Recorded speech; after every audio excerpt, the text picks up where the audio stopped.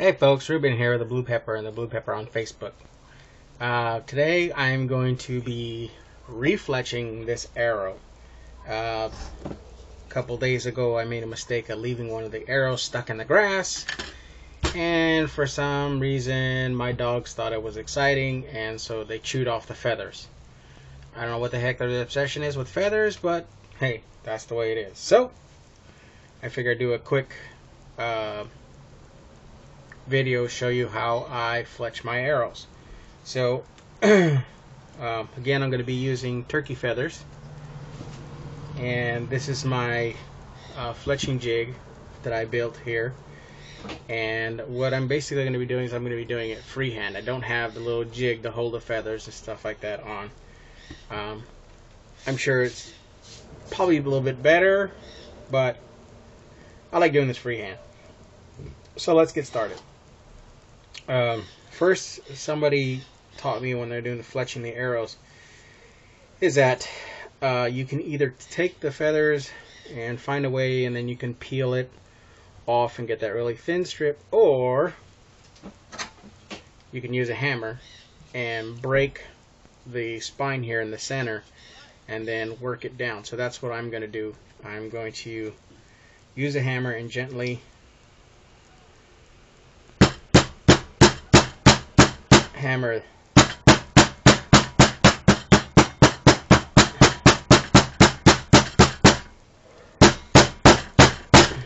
spine of the feather. I'm not going to be using this for a quill or anything like that, so there's no need to worry about the front part here. So check and make sure that it's all broke up right. Yeah, that's pretty good right there. So I'll just take my scissors, or I can use my knife, cut that end on if I'm not using.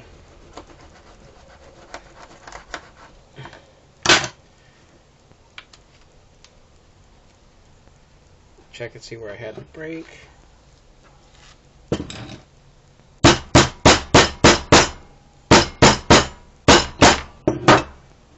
I don't know many of you have ever used turkey feathers, but this stuff, these are pretty darn tough.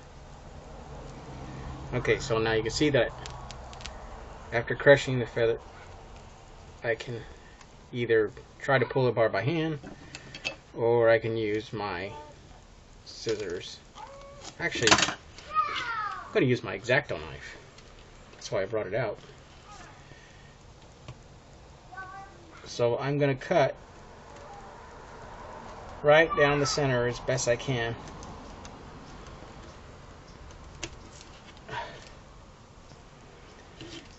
And get as close to all the way to the end as I can with that cut, using this X-Acto knife.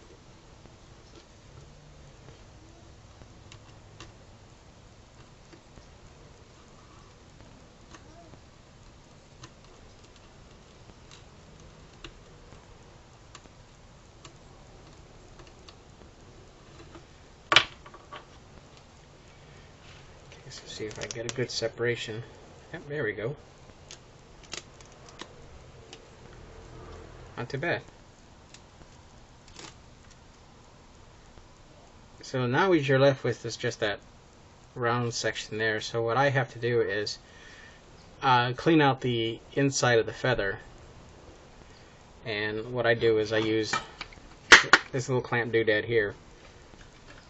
Place the feather in there flat as I can get it,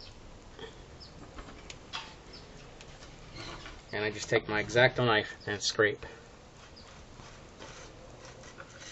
What I'm doing when I'm doing this is, on top of cleaning out the inside, I'm actually making a flat plane to where I can use my adhesive and adhere that feather to the shaft. It doesn't take very much either. I mean, a couple of quick passes.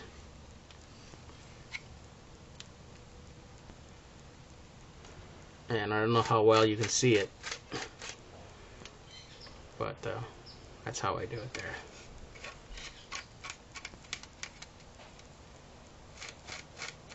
I don't worry too much about the far end over here, or even over here.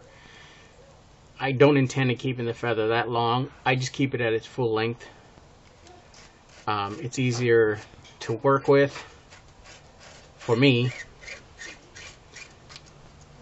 Plus, if I goof, which I've done before, I can possibly use it to my benefit to correct.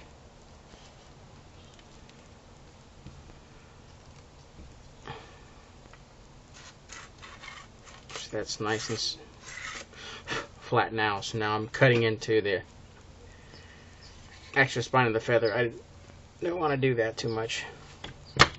So now it's nice and flat. So now I got a flat surface to work with. So when I start, like I said, I don't worry too much about the very front over here. I remove some of the feathers from the front here, because that's what I'm going to use to start doing my binding with when I wrap. I know some people are screaming, no, that's the wrong way to do it, but hey, this is how I do it. So now that I got a nice working surface there, I'm going to lay it on the shaft. Now, I've already lined it up. There's no knock on the back. I had to cut the knock off too. I lined it up with the broadhead of the arrow so that it is the first feather, which is going to be, I guess they call the top feather, is lined up with the broadhead. So the broadhead is like this, my first feather is like this. So I'm believing that's going to be a great sight.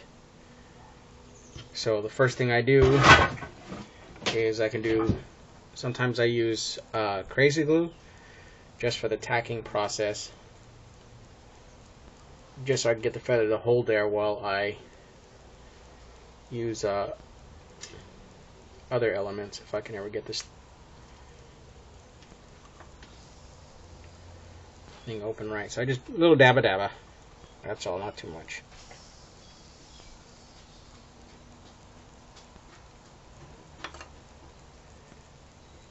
And I set it where I want it to go, free-handed.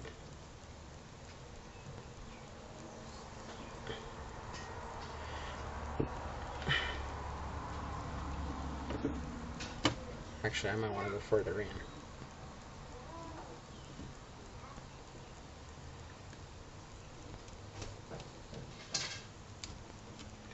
And the problem with crazy glue is when you're doing it with your bare hands, if it gets on your fingers,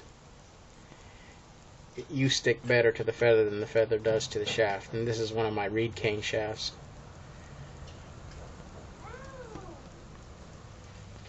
But there we go, it's on there, parallel with my broadhead. So that's the first arrow.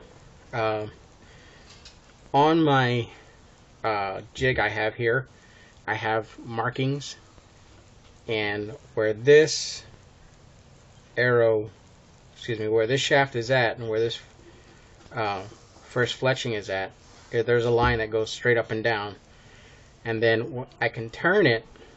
There's two more lines that go in a V shape, so I got a perfect V. Well, it lines up all the feathers. So I could turn this to the next line, and then I know where my second feather goes. Then I can turn it to the second feather, and I can line them up with the lines, and I know where my third feather goes. So I know that they're all evenly spaced when I place them on there. So that's the first. And I've got like a small, okay, I don't know if you can see it, but I got a rubber band here holding it down. So if I turn it and it doesn't want to turn, it's because of the drag on the rubber band. So now I'm going to take that, turn the feather to the next position.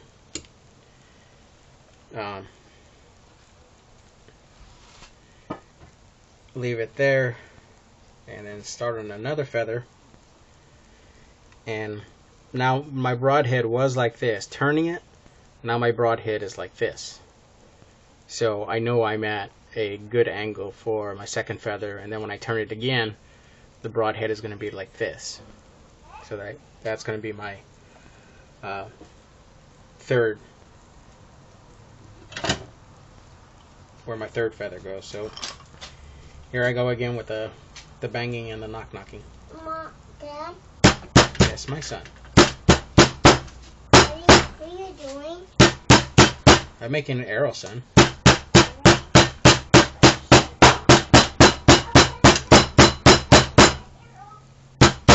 Alright, son. Okay, so I'm going to just do all the featherings, and I'll come back when I'm doing the binding. Okay, now I've put the third and final fletching feather on here. So as you can see, now I have all three all three feathers on the arrow shaft, right where I want them to be. And so now what I'm going to do is I am going to, this end right here, I am going to wrap. And what I'm going to be using for that wrap is some black cotton thread. It's pretty hard stuff. And so I begin that with a little touch of hot glue.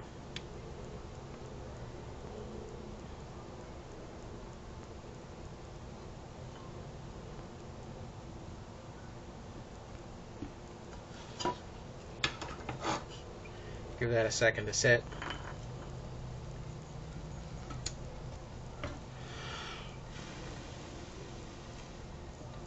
Unfortunately, this jig here isn't smooth enough where I can just turn it round and round and round.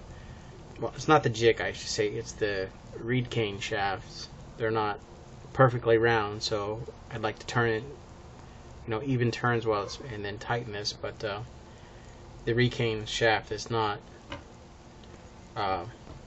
perfectly round, so it snags up, so I have to kind of lift it up off the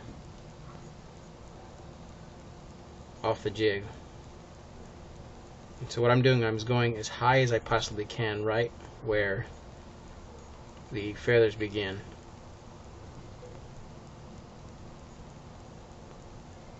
And make sure I am even. Then I just, after I got a good wrap and a half on, I just pull as tight as I can. And I just start wrapping down, covering all that area there.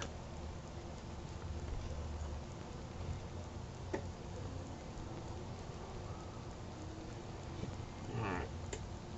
I'm going to finish this up, and I'll show you what my wrapping looks like.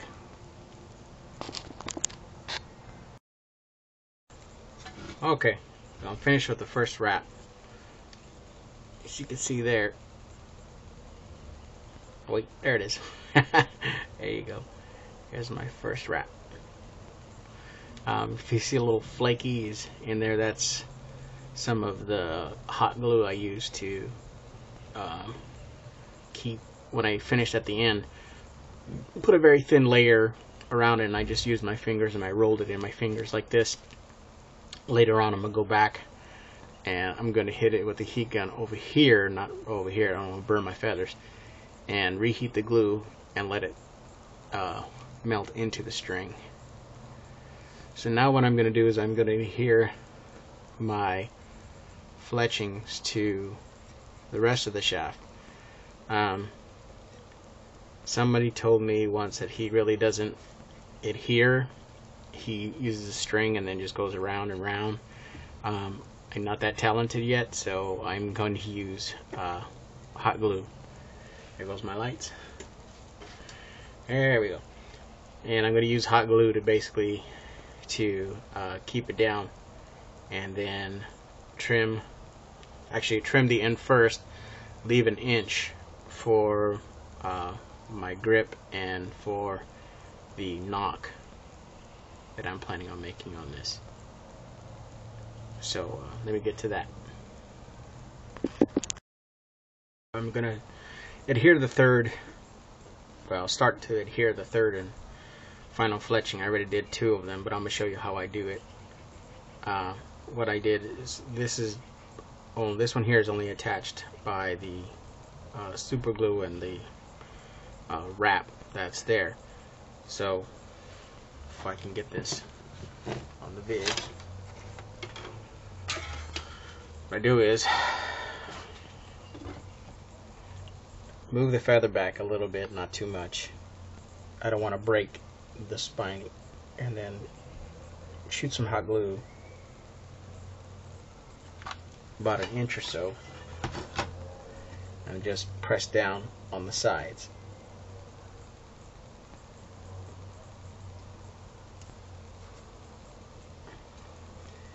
Yes, the glue is very hot. I've done this a few times though, so my fingers are tempered to this kind of stuff.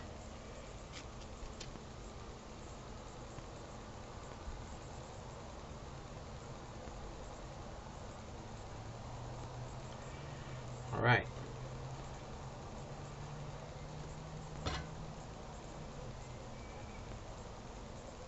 So there I have it. My fletchings are adhered to the shaft up about 1 inch to 1.5 inches with hot glue. It's not the prettiest, but it works just fine for me. So now I'm going to go ahead and I am going to trim the tops and give myself 1 inch or so here from the top for my fingers and for the knock. So here is the arrow, almost completely done, about 98%. I don't have one of those feather burning things, so I do it freehand with scissors, and I did the binding here on the end, the wrap, and so now all I have to do is cut my knock here. And before I did that, what I did was, I don't know if you could tell, but I filled the hole with hot glue, and I'm waiting for that to set. So I'm just going to leave that overnight before I cut my knock in, and then try to gently trim some of these feathers a little bit. So there you go, folks. That's how I make my fletchings for my arrows. Thanks for watching. May God bless. Bye. Oh, have a Happy New Year. Pushing horns weren't easy like the movie said it was, and I don't recall no dance hall girls or hotel rooms with rugs. You worked hot and tired and nasty, rode your pony's head too low, and they were all the nights you couldn't sleep 'cause it was too damn cold, and you'd sing Strawberry Roan in Little Joe. Like the time we hit the river and